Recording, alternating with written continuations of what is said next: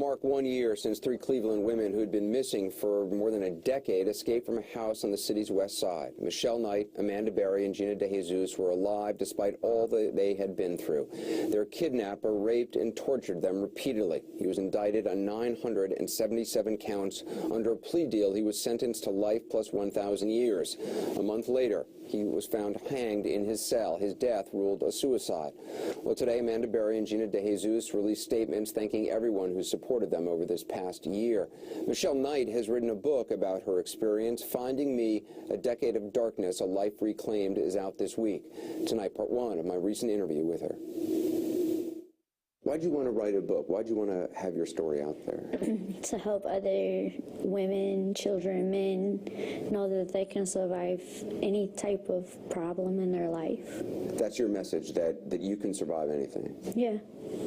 Because that's the feeling I got just reading your book. I don't know how you survived. Tremendous strength. Did you always know that you could survive? I mean, obviously there were moments you thought you weren't going to, but There were moments, but overall, I always thought that I could make it through because I made through so much in my life. So much pain, so much torture, so I was like already prepared for it. Prepared for it, she says, because growing up in Cleveland, all Michelle Knight knew was pain.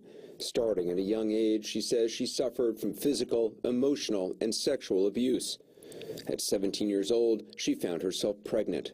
You write in the book that giving birth was the greatest experience, the happiest moment of your life.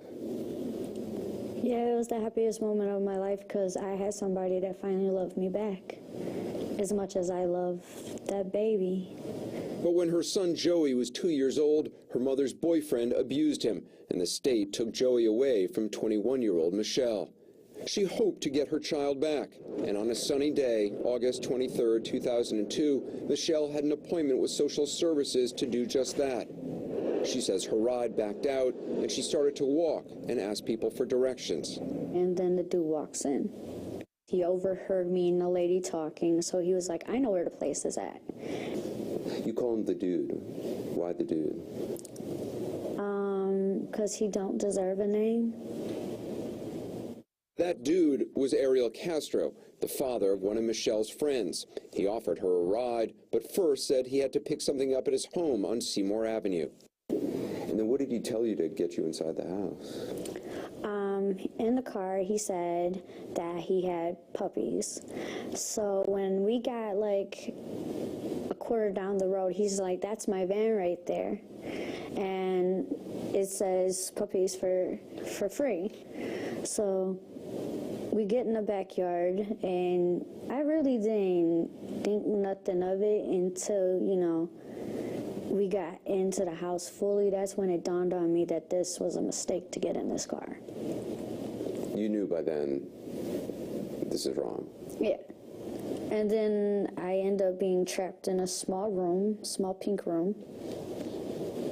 And that's where he proceeded to tie me up like a fish and put me on the wall.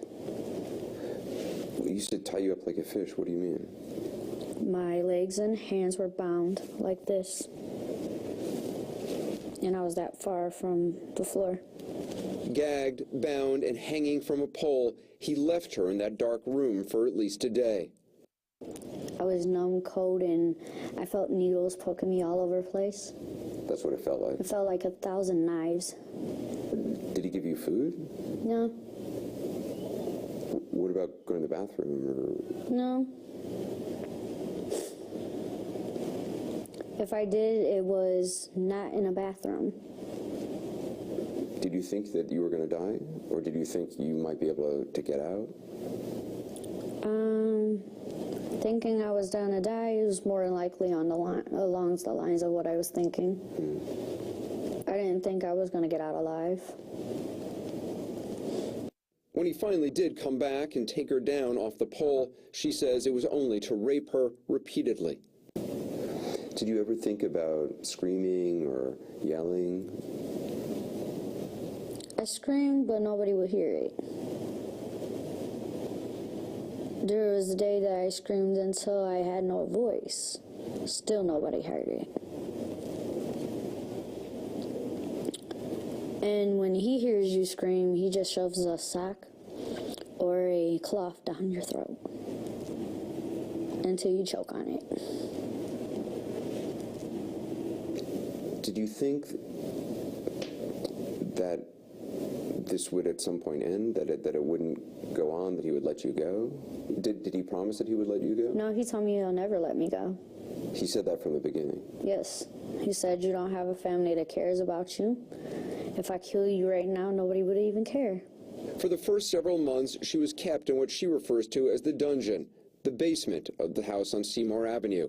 Sitting on the ground, she was chained to a pole, gagged with a sock, and a motorcycle helmet placed over her head. All the while, the abuse continued. I've talked to other people who have been taken, and they all say that very quickly you start to kind of adapt to the new reality, that you start to, people who haven't been through this situation think, oh, I tried to escape, I would do this, I would do that. But in reality, very quickly, your mind starts to adapt to your new environment. Can you explain that? What happens is hard at first. You don't really want to adapt to it. You don't want to comply. You don't want to do anything at first. But then you find yourself saying, why not? I'm here. Just let them get it over with. It feels like you have no power over it. Yeah, that you're powerless. What would you think about each day? I mean, just to get through. I'll basically think about my son and how I would like to see his loving smile again. Eventually, he moved her upstairs, where she was kept naked and often chained to a wall in a boarded-up bedroom. She only had about 1.5 feet of chain, just enough for her to stand up and use a bucket for a toilet.